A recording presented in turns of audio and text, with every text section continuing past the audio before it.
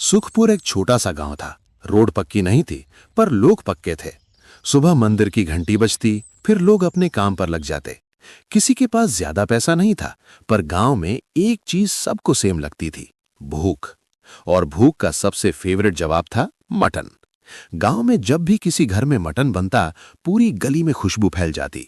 लोग मजाक में बोलते, आज किसी का घर शादी बन गया क्या। गांव के बाहर हाईवे पर एक बड़ा सा रेस्टोरेंट था। बोर्ड पर चमक के लिखा था 5 स्टार होटल। गांव वाले उसके सामने से गुजरते, पर अंदर जाना उनके लिए सपना था। एक दिन राज अपनी साइकिल पे दूध के डब्बे ले जा रहा था। उसने मेन्यू बोर्ड देखा और रुक गया। अरे, ये मटन कढ़ाई 650 रुपए की। इतना तो मेरे घर का पूरा हफ्ते का खर्चा है। भाई ये लोग मटन नहीं नाम बेचते हैं। प्लेट के साथ ईगो फ्री मिलता है। राज कुछ देर तक बोर्ड को देखता रहा।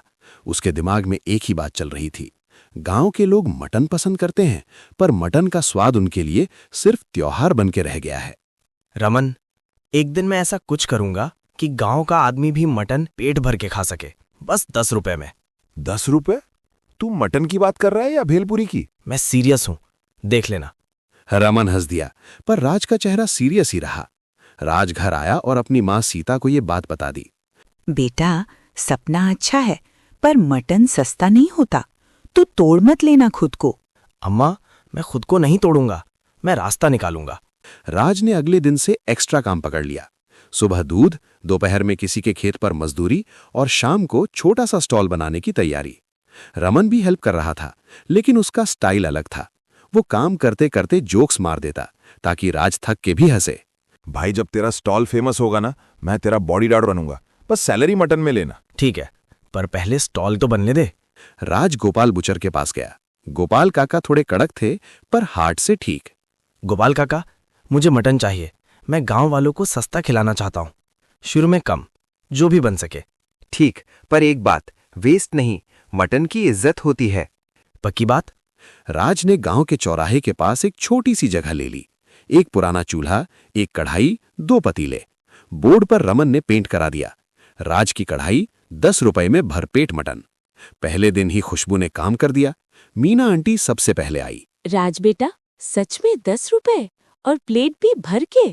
हाँ आंटी, आप बस टेस्ट करके बताओ। अरे वाह, मसाला बिल्कुल शादी जैसा। तू तो कमाल है। धीरे धीरे लाइन लग गई। राज खुश था, पर शाम को हिसाब देखा तो उसका मूड गिर गया।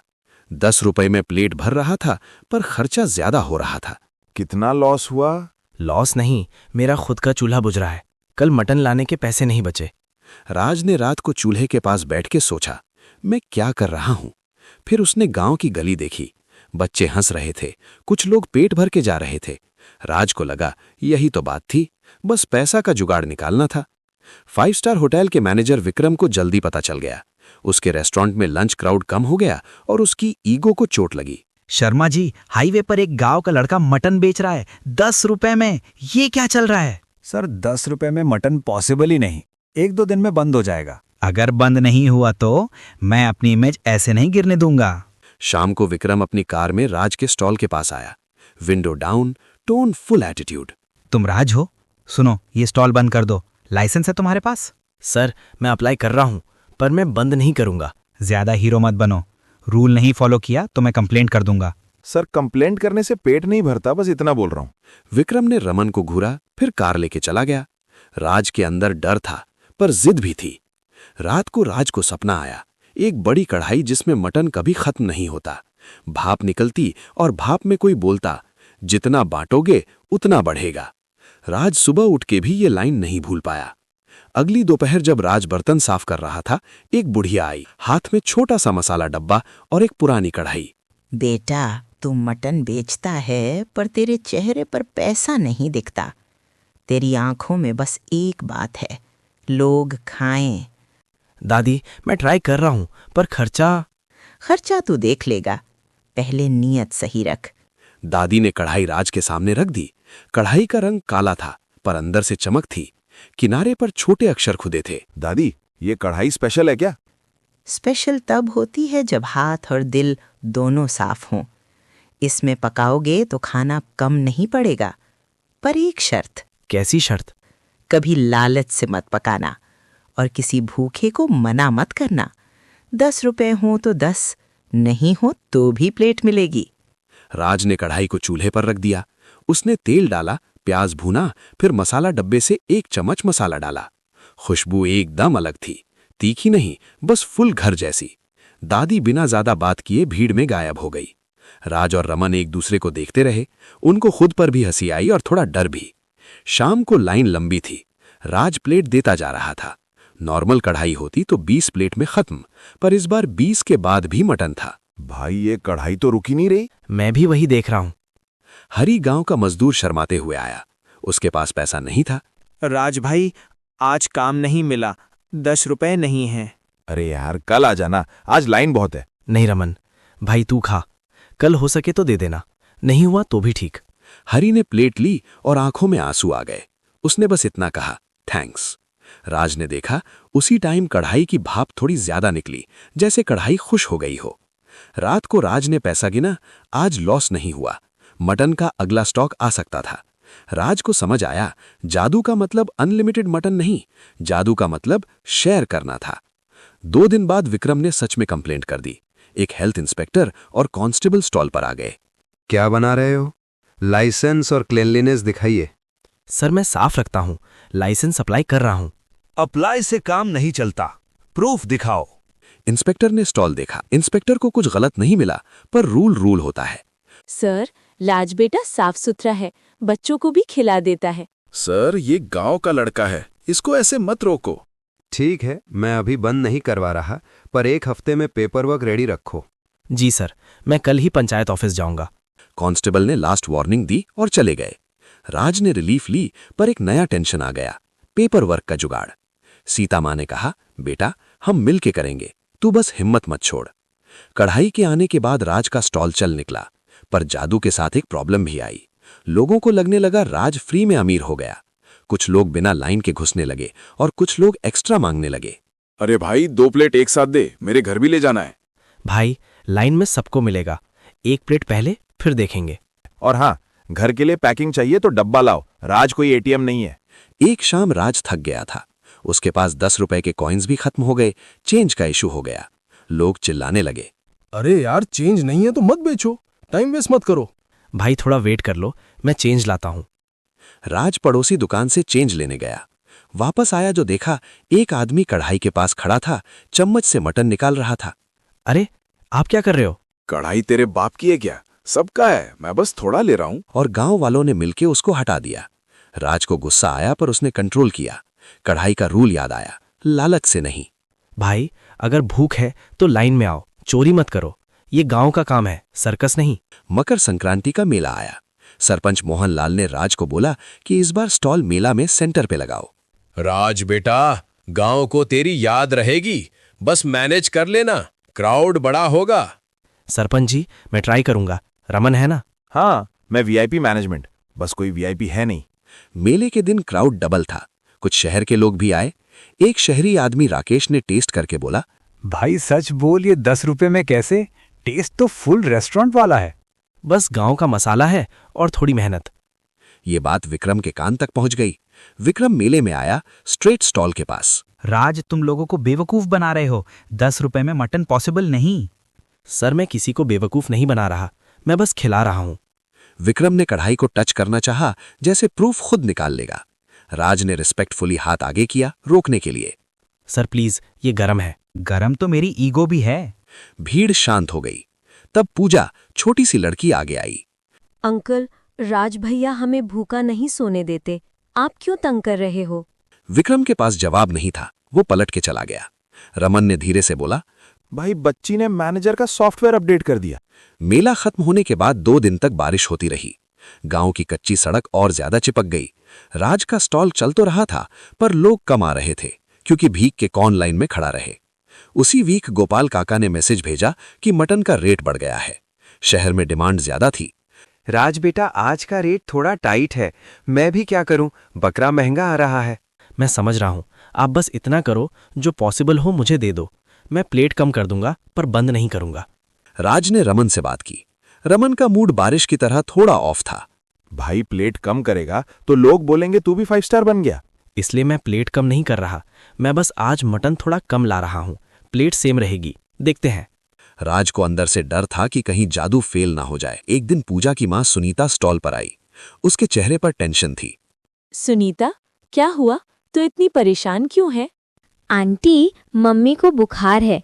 डॉक्टर ने बोला है कि खाना टाइम पे दो। राज ने तुरंत सुनीता के लिए गरम प्लेट पैक कर दी। उसने एक्स्ट्रा ग्रेवी भी दी, बिना कुछ बोले। बेटा, तू अपना खाना भी तो खा ले। अम्मा, मैं बाद में खा लूंगा, पहले इनका घर संभल जाए। रमन ने धीरे से राज को बोला, भाई तू समझता है ना, लोग इसको फ्री सर्विस समझ के आदत ना बना ले। आदत तब बनती है जब नीयत खराब होती है। ये इमरजेंसी है, और वैसे भी गांव में आज मैं हेल्प करूंगा, कल कोई और करेगा। 5 स्टार होटल में विक्रम को लगने लगा कि सिर्फ कंप्लेंट से कुछ नहीं होगा। उसको मसाले का राज चाहिए था। शेफ शर्मा ने बोला कि टेस्ट में कुछ अलग है। सर, इसमें नॉर्मल गरम मसाला नहीं लग रहा, कोई स्पेशल मिक्स है। अगर वो मिक्स मिल जाए हम भी बना सकते हैं। तो फिर पता करो, लोग टेस्ट के लिए जा रहे हैं। विक्रम ने होटल के एक जूनियर वेटर राजू को बोला कि स्टॉल के आसपास घूम के देखे। राजू गांव का ही लड़का था और राज को पहले से जानता था। राजू, बस देख क्या करता है, कौन सा मसाला, ज्यादा हीरो मत बन। राजू स्टॉल पर आया। उसने राज को देख के ऑकवर्ड स्माइल दी। राजू, तू यहाँ मटन खाएगा? नहीं भाई, मैं तो बस ऐसे ही, मैनेजर ने बोला था देख के आओ। राज को समझ आ गया। उसने राजू को साइड में ले जाके बोला, देखो, तू अपना काम कर, पर चोरी वाली बात मत कर, गांव का नाम खराब होगा। भाई मैं क्या करूं, जॉब भी तो चाहिए। तू जॉब कर, पर मेरी कढ़ाई पे हाथ मत लगाना, और अगर कभी भूख लगे प्लेट यहीं से ले लेना। उसी रात जब स्टॉल बंद हो गया, रमन को कुछ आवाज सुनाई दी। वो वापस मुड़ के आया। 2 आदमी बर्तन के पास कुछ ढूंढ रहे थे। ओए, क्या कर रहे हो? किसका हाथ है ये? राज भी आया। उनमें से एक आदमी बोला, हम बस देख रहे थे। देखना होता तो दिन में आते, रात को आके बर्तन खोलना कौन सा देखना होता है। आदमी भागने लगे। रमन ने एक को पकड़ ली और 2 गांव के लड़के और आ गए। थोड़ी देर में पता चला कि ये विक्रम के होटल के साइड से भेजे गए थे। अब बस, राज को तंग किया ना तो मैं सीधा पंचायत जाऊंगी। कल सुबह मीटिंग। ऐसे ड्रामा गांव में नहीं चलेगा। अगली सुबह पंचायत में लोग जमा हुए। विक्रम भी आया, पर इस बार टोन थोड़ा सॉफ्ट था। विक्रम बाबू, गांव के बीच में आपका होटल है, पर गांव को तंग मत करो। कंपटीशन ठीक है, चोरी नहीं। मैं चोरी नहीं करवा रहा था, मैं बस देखना चाहता था। देखना है तो लाइन में खड़े हो जाओ। गांव का रूल सिंपल है। विक्रम को वार्निंग मिल गई। राज भी कुछ नहीं बोला, बस सर हिला दिया। राज और रमन रात को स्टॉल बंद कर रहे थे। रमन ने फाइनली पूछा, भाई सच बता, ये कढ़ाई का सीन क्या है? मैं तो तेरा दोस्त हूं। मुझे भी पूरा नहीं पता, बस इतना समझ आ रहा है कि जब मैं किसी को मना नहीं करता, कढ़ाई कम नहीं होती। मतलब अगर तू कभी गुस्सा हो गया या किसी को भगा दिया तो? राज चुप हो गया। उसको भी यही डर था। उन दोनों ने डिसाइड किया कढ़ाई को बिजनेस ट्रिक नहीं बनने देना, बस गांव का काम रहने देना। सीता माँ ने भी समझाया, बेटा, खाना बांटने का नियम सिंपल है। नीयत खराब हुई तो खाना भी खराब हो जाएगा। उसने मन में एक प्रॉमिस किया, मैं इसको शो पीस नहीं बनाऊंगा। कुछ दिन बाद 5 स्टार होटल में क्राउड और गिर गया। विक्रम परेशान था। उसने अपने पिता पंडित हरिशंकर को बुलाया। बेटा, तुम इतना गुस्सा क्यों रहते हो? तुम्हारा होटल चल रहा है, फिर भी तुम्हारा दिमाग शांत नहीं। पापा, गांव का लड़का मेरे बिजनेस को खा जा रहा है। चलो देखते हैं। हरिशंकर जी राज के स्टॉल पर आए। राज बेटा, तुम ये क्यों कर रहे हो? पंडित जी, बस इसलिए कि गांव का आदमी भी मटन खा सके और किसी को भूखा फील ना हो।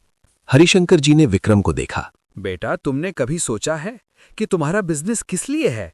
सिर्फ पैसा या लोग भी? विक्रम कुछ नहीं बोला। हरिशंकर जी ने जोर नहीं डाला, बस विक्रम को एक प्लेट लेने को बोला। विक्रम ने निवाला लिया। उसका फेस 1 सेकंड के लिए सॉफ्ट हुआ। ये मसाला मेरी माँ भी ऐसे बनाती थी। विक्रम ने राज को देखा। राज, मैं तुम्हें बंद करवाना चाहता था, गलत किया, सॉरी। हाँ, ये तो गलत ही था। अच्छा हुआ बोल दिया। ठीक है सर, अब आगे क्या?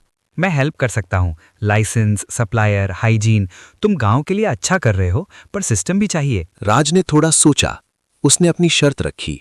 हेल्प तभी जब 10 रुपए में भरपेट मटन का प्रॉमिस नहीं टूटेगा। डील। सिस्टम सेट हो गया, बिजनेस स्टेबल हो गया। पर जादू का सबसे बड़ा टेस्ट अब आया जब कोई बाहर वाला ऑफर लेके आया। एक शहर का बिजनेसमैन सुनील स्टॉल पे आया। राज भाई, आपका कॉन्सेप्ट हिट है। आप फ्रेंचाइज खोलो, मैं इन्वेस्ट करूंगा। रेट 80 रुपए रख दो, प्रॉफिट डबल। रमन की आंख चमकी। 80 रुपए सुन के उसको लगा लाइफ सेट। राज के दिमाग में भी 1 सेकंड को थॉट आया। भाई सोच ले, हम भी थोड़ा रिलैक्स कर लेंगे। राज ने कढ़ाई की तरफ देखा। उसको दादी की शर्त याद आई, लालच से नहीं। नहीं भाई, ये यहीं रहेगा, गांव के लिए। आप पागल हो क्या? जादू को बेच के करोड़पति बन सकते हो। मेरे लिए करोड़पति होना मतलब नहीं, मेरे लिए ये है कि हरी भाई जैसा आदमी बिना शर्माए प्लेट ले सके। बिजनेसमैन चला गया। रमन थोड़ा डिसअपॉइंटेड था, पर राज के डिसीजन में फोर्स था। रमन ने एक सांस ली। ठीक है यार, तू जो सही समझे। बस एक रिक्वेस्ट है, कल एक्स्ट्रा प्लेट बना देना। बनेगी, तू भी खा लेना। एक रात राज स्टॉल बंद करके घर जा रहा था। मंदिर के पास वही दादी खड़ी थी। बेटा, सुना है कोई ऑफर आया था? हाँ दादी, पर मैंने मना कर दिया। अच्छा किया। जादू का काम पैसा बनाना नहीं, भूख मिटाना है। राज ने हिम्मत करके पूछा, दादी आप कौन हो? मैं बस एक याद हूँ।